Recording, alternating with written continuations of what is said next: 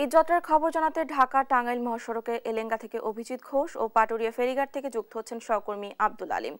প্রথমে যাচ্ছি অভিজিতের কাছে। অভিজিৎ, কেমন দেখছেন মহাসড়কে ঈদ যাত্রার পরিস্থিতি?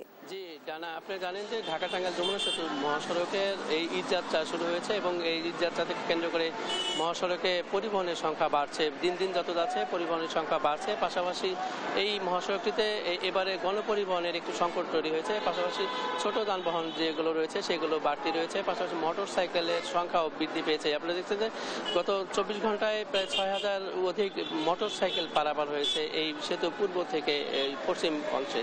এবং এর পাশাপাশি আজকে এই বেলা 11টার পরে এই জেলা প্রশাসক এবং জেলা পুলিশ সুপার তিনি এই মহাসড়ক পরিদর্শন করেছেন। আমরা তাদের কাছে প্রশ্ন করেছিলাম যে এই মহাসড়কটিকে যে বাড়তি ভাড়া আদায় করা হচ্ছে, পাশাপাশি এই যে আইন শৃঙ্খলা রক্ষার্থে যে ম্যাজিস্ট্রেট নিয়োগ করা হয়েছে তাদেরকে দেখা যায়নি, এমন প্রশ্নে তারা বলছেন যে তারাও রয়েছেন এবং ভাড়া বৃদ্ধির বিষয়ে তাদের কাছে কোনো অভিযোগ করেনি যাত্রীরা। তবে এই ঢাকা টাঙ্গাইল মহাসড়কটিতে আমরা এখনও দেখতে পেয়েছি মহাসড়কটিতে ব্যাপক পরিবহনের সংখ্যা রয়েছে, চাপ রয়েছে মহাসড়কটিতে। এই পরিবহন সংশ্লিষ্ট বলছেন এবং পুলিশ যেটি জানিয়েছেন, হাইওয়ে পুলিশ, এবং বলছেন যে সন্ধ্যার পরে হয়তো এই মহাসড়কটিতে আরও পরিবহনের চাপ পড়বে। এই ছিল ঢাকা টাঙ্গাইল যমুনা সেতু মহাসড়কে। আমরা এখন চলে যাব মানিকগঞ্জে ঢাকা আরিচা খবর জানতে। সেখানে রয়েছেন আমাদের সহকর্মী আব্দুল আলিম। আব্দুল আলিম, জানাবেন যে ঢাকা আরিচা মহাসড়কের সর্বশেষ কি অবস্থা রয়েছে আপনার কাছে? ধন্যবাদ অভিজিৎ। আমরা শুনছিলাম টাঙ্গাইলের ঈদ যাত্রার খবর। তো দৌলতদিয়া নৌ রুটের খবর জানতে, তা বলতে হয় যে আমি সকাল থেকে অবস্থান করছি মহাসড়কে 3 নম্বর ফেরিঘাটে।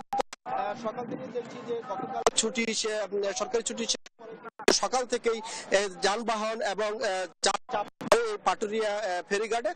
দেশের পূর্বাঞ্চলের 21 জেলার অন্যতম এই যে প্রবেশ রুটে যাত্রীরা কিন্তু কোনো ভোগান্তি ছাড়াই তাদের গন্তব্যে পৌঁছতে পারছেন বলে যাত্রীরা জানিয়েছেন।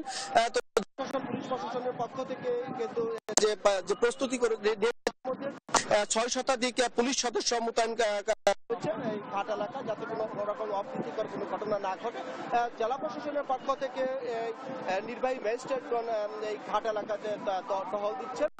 তো বিআইডব্লিউটিসি কর্তৃপক্ষ যেটি জানিয়েছেন যে এই ঘাটে যাত্রা করতে 17টি ফেরি এবং আরিচা কাজিরহাট নৌ রুটে 6টি ফেরি দিয়ে তারা যাত্রী এবং যানবাহন পারাপার করছেন। তো